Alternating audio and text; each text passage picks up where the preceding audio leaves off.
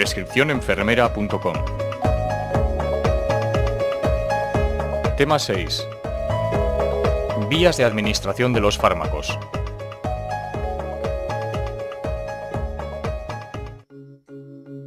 La vía de administración es la forma en la que los fármacos se introducen en el interior del organismo. Por lo general hablamos de vías enterales para referirnos a aquellas que utilizan el aparato digestivo, y son la oral, la sublingual y la rectal. Vías parenterales cuando se utilizan procedimientos invasivos para introducir el fármaco en el organismo, y otras vías como en efectos locales o sistémicos como la respiratoria, transdérmica, la tópica, oftálmica o la vaginal. Vías enterales. La vía oral. Es la vía más utilizada, es la más fisiológica, además de ser barata y cómoda. Entre sus limitaciones destaca que no podemos usarla en inconscientes, pacientes con náuseas o con dificultades de deglución o si requerimos un efecto rápido.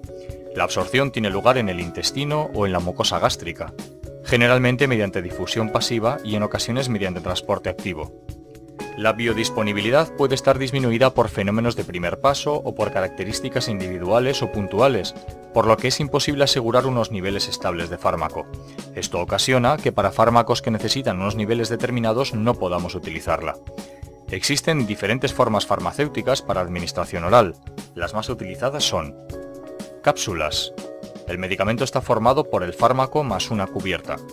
Esta cubierta generalmente es una gelatina y tiene una función de protección del principio activo frente a la luz y la humedad, además de evitar la irritación gastrointestinal. Por lo habitual, se usan gelatinas duras para proteger productos sólidos y gelatinas blandas para principios activos líquidos. Comprimidos. Son la forma farmacéutica más común. Se obtiene por compresión del fármaco, al que se añaden excipientes, que son sustancias inertes adicionadas con el fin de dar forma, cohesión, sabor u olor al fármaco, además de ayudar a conseguir una biodisponibilidad adecuada. Tenemos comprimidos con cubierta entérica que evitan la destrucción del fármaco por los ácidos del estómago o comprimidos de liberación retardada que liberan el fármaco de forma progresiva. En ninguno de estos dos casos debemos destruir la cubierta, ya que podemos ocasionar alteraciones importantes en la absorción. Grajeas.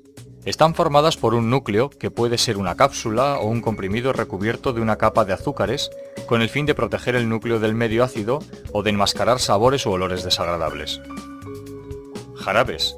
Están formados por el fármaco, al que se le añaden azúcares y agua. El azúcar se añade para limitar el crecimiento bacteriano y darle un sabor dulzón. Hay ocasiones en las que el jarabe debe prepararse inmediatamente antes de la administración. Los jarabes, por lo general, son poco estables y una vez abiertos deben consumirse según las indicaciones.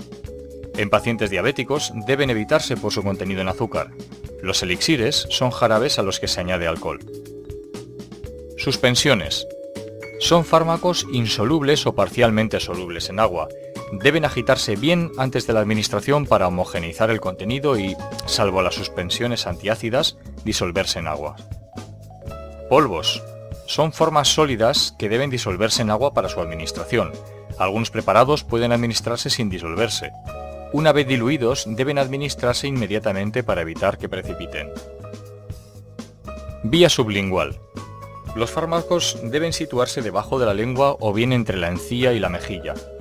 El fármaco alcanza directamente la circulación sistémica y evitan el primer paso hepático por la vascularización de la mucosa, por lo que presentan efecto rápido. La absorción generalmente es por difusión pasiva. Existen pocos fármacos para administrar por esta vía, pero es una vía rápida que en caso de que se requieran efectos inmediatos tiene gran utilidad. Vía rectal. Presenta una absorción errática. Se utiliza para conseguir efectos locales y a veces sistémicos en caso de vómitos o alteraciones en las cuales el paciente no puede ingerir los medicamentos. Los fármacos administrados por esta vía evitan parcialmente el paso hepático, aunque es difícil calcular en qué proporción. Para administrar fármacos por esta vía se coloca al paciente en decúbito lateral izquierdo, con las rodillas flexionadas. Si se trata de supositorios, pueden meterse en nevera o en agua fría para aumentar su consistencia.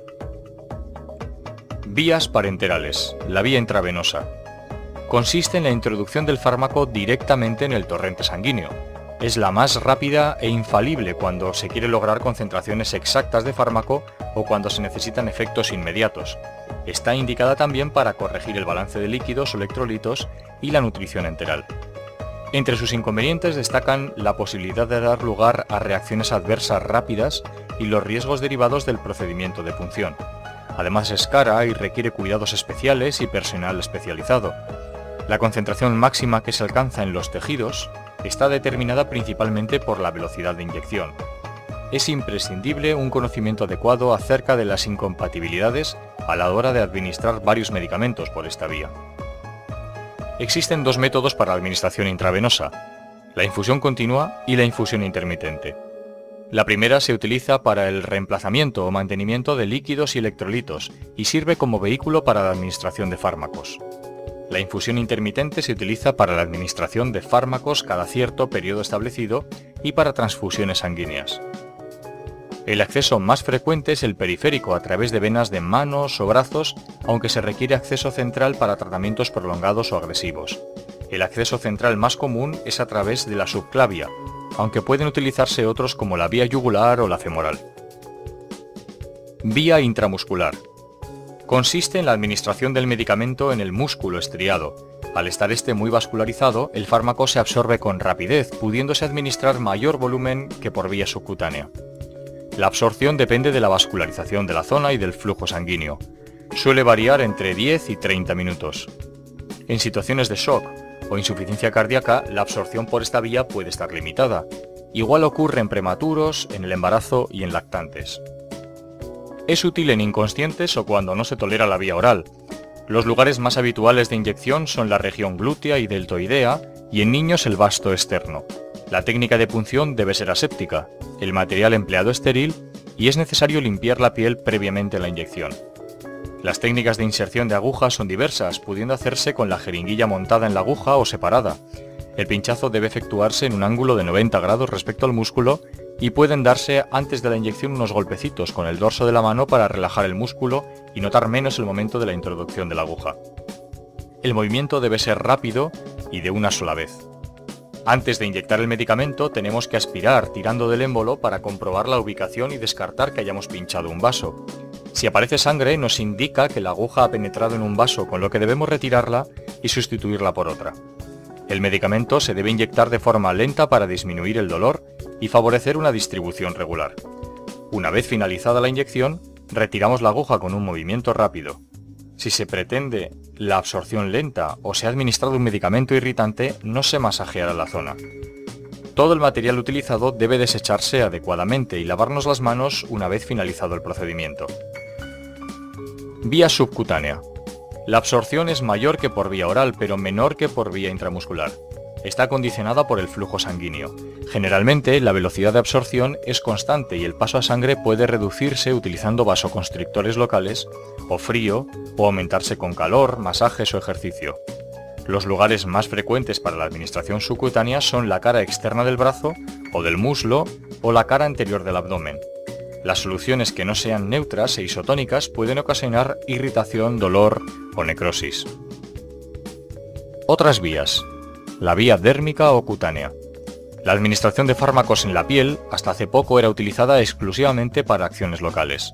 Desde hace algunos años también se utilizan fármacos con fines sistémicos. Existen diferentes preparados para administración a través de la piel. Los polvos dérmicos deben aplicarse sobre la piel limpia y seca, estando contraindicado cuando existe exudado. Entre los preparados semisólidos existen pastas, pomadas, cremas y geles, y entre los líquidos hay lociones, soluciones o linimentos. Vía vaginal. La mucosa uretral y vaginal presenta una buena absorción, aunque generalmente se utiliza para efectos locales, se puede producir fenómenos sistémicos. Vía oftálmica. A través de la mucosa conjuntival puede absorberse distintos fármacos. La córnea también es una superficie absorbente. Se utiliza para efectos locales, pero ocasionalmente puede producir efectos sistémicos. Vía inhalatoria. Para introducir gases o líquidos volátiles en el aparato respiratorio, el tamaño de la partícula ha de ser entre 1 y 10 micrómetros. No hay efecto de primer paso y es muy útil para tratamientos locales, si bien también se utiliza con fines generales como en la anestesia.